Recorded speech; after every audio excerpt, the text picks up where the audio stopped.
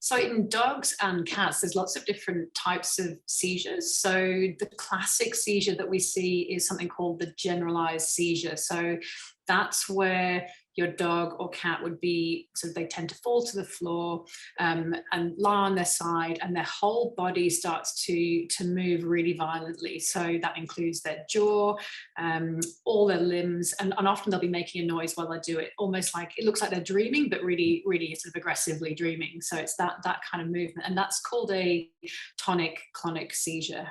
Tone and then sort of relaxation, so this sort of tonic clonic seizure. So that's what most people think of when we talk about seizures.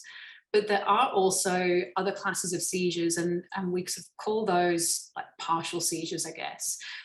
So partial seizures can be where you've got the abnormal brain activity in just one area of the brain. So in some dogs, that means literally just one limb will start to shake. You know, they don't get the whole body, but one limb.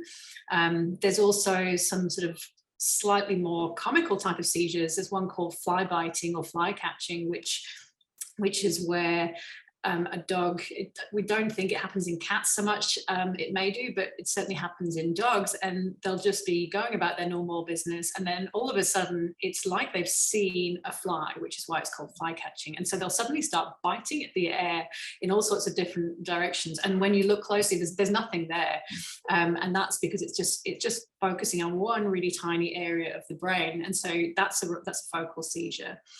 And then the other one, which is probably a little bit less recognized, but you know, if your dog has it, you'll know about it, is something called an absence seizure. And that means that the brain just sort of shuts down. The dog loses that level of consciousness, but while still standing, often they'll just be walking along and they'll suddenly stop and just be vacant, not there, not responsive, not doing anything, no obvious sort of external movements, but just not responsive. And then they'll suddenly snap out of it and just carry on. And it happens in people too, this absence seizure, but it definitely happens in dogs, and it's a little bit less recognized, but it does happen.